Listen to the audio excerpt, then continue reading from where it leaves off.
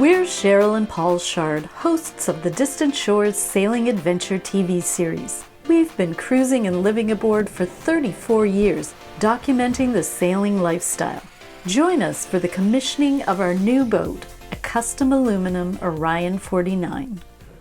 Okay, so the first part of the project this week has got to be to get the engine running. There was some difficulties with the engine, mainly I think because of this shifter gear. So this is the first time we've had this engine where there's two shifters needed to operate it. On our previous boats we had a single shift lever that put it in forward gear or neutral and revved the engine up and down, and that was at the helm and operated by two control cables.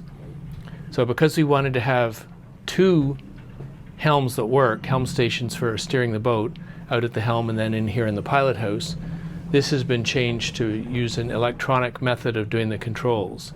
So now there's two identical controllers and you switch which one is on and off, and that allows you to take control either at the helm here in the pilot house or out at the main helm.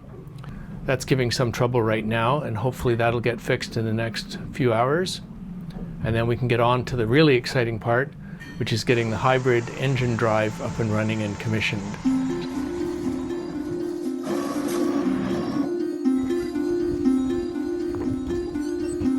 While we've been waiting for things to get finished on the boat, there's a ceremony honoring those lost in World War II, and we learned this included many Canadian servicemen.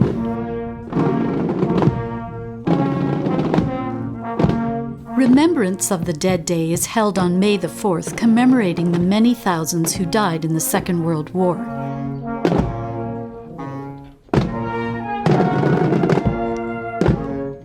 By the end of the war, 200,000 Dutch men, women, and children had died of war-related causes. Liberation Day, May 5th, is a public holiday marking the end of the 5-year Nazi occupation of the country during the Second World War. Liberation of the Netherlands between 1944 and May 1945 was carried out by Canadian, British, Polish, Dutch, and American troops. More than 7,000 Canadians died in the 8-month campaign to liberate the Netherlands. Here in the Makkum cemetery, there are graves of Canadian casualties from the war, and since Paul and I are Canadian, it gives us a new sense of connection to the town. Well, my name is Klaas Groeneveld. I was in the police. I am now retired. But since 1985, so for 40 years, I do here the ceremony, and then I am master of ceremonies. So I lead this silent march, and then hear the speech and all that.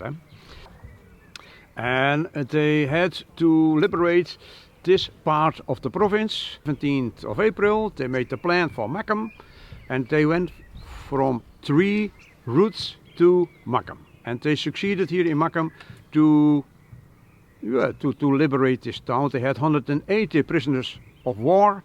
There were 11 Germans killed, and in the afternoon, I think 4 o'clock, 5 o'clock, something like that, they have liberated Makkum. Well, in the wartime, the war on air brought that many aircrafts of the RAF came back from Germany, from bombing towns, and then they were attacked by anti-aircraft and came down here in the lake in IJsselmeer.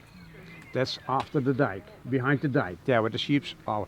And in the days later, in the week later, then the fishermen from Makkum brought them here in the Fisherhaven, and the victims were here buried with the ceremony, with a figure, with a few verses from the Bible.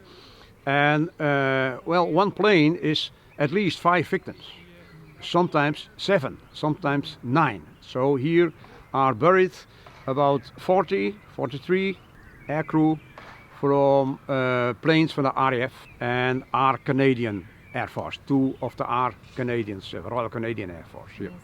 Is this a ceremony that you do every year? Every year on the 4th of May, that's the national ceremony, the National Remembrance Day. And at 8 o'clock in the evening, all over Holland, It is 2 minutes of silence. So the train and the tram and the buses and cars and everyone, silence. 2 minutes to remember the victims of World War II. That's it, yeah. A very beautiful ceremony to remember. Yeah. And what's happening tomorrow? We celebrate Yes. freedom of Makkum, of Friesland, of the Netherlands.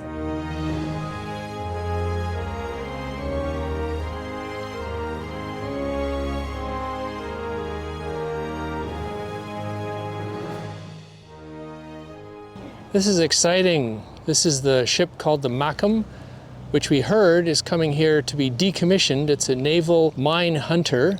I thought that meant a mine sweeper, but apparently there's two different things. A mine hunter hunts mines and a sweeper is the old style of just sort of dragging arrays across, blowing mines up. These guys can hunt for them with all kinds of modern technology, and we are going to take a look around and learn what's up. But I thought it was particularly interesting that they were being decommissioned just at the same time that we are commissioning our boat. So we'll talk a little bit about that too. When we talk about commissioning a new boat, we mean trying out the boat's equipment and making sure it's working. But it's different with military ships.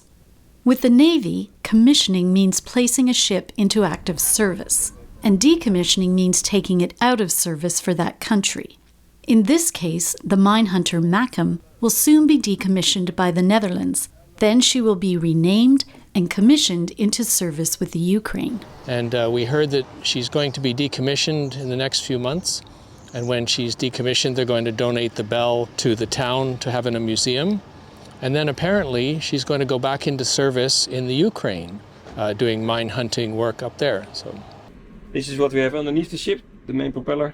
And it's now in this direction, so you see there's no resistance. So this is the normal way when we would have electric propulsion. oh, so they're different motors for electric. These electric motors, this is the main engine with a shaft. Oh, so single Variable, variable pitch propeller. And of course we have two bow thrusters.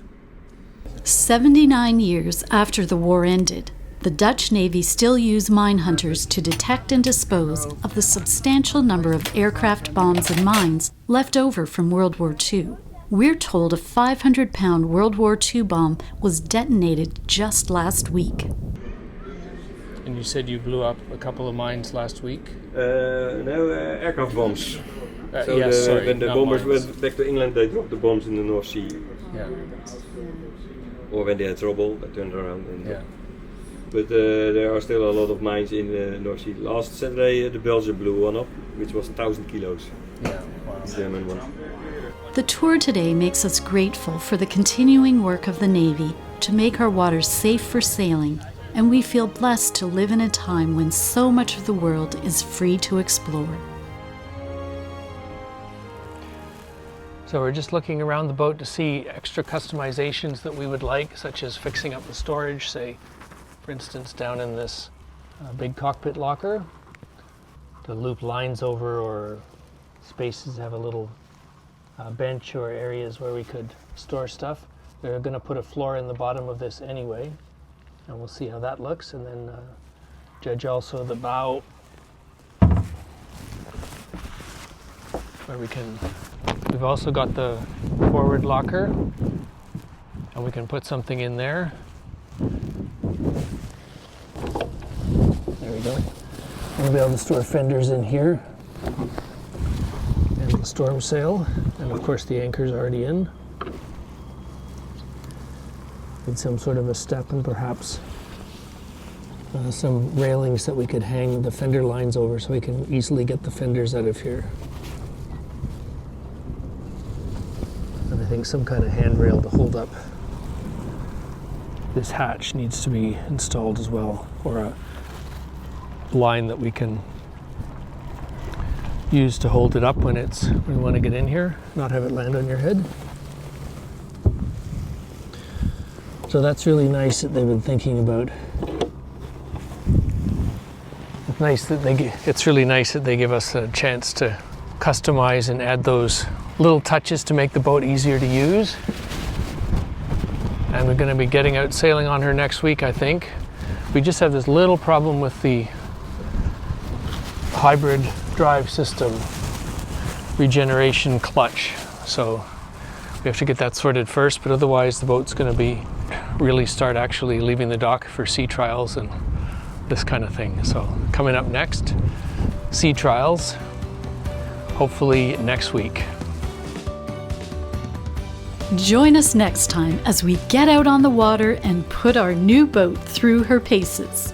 And if you are thinking of doing some long-distance sailing yourself and would like to gain some experience, check out the Sail Away Week schedule on the Distant Shores website and join us on an upcoming voyage.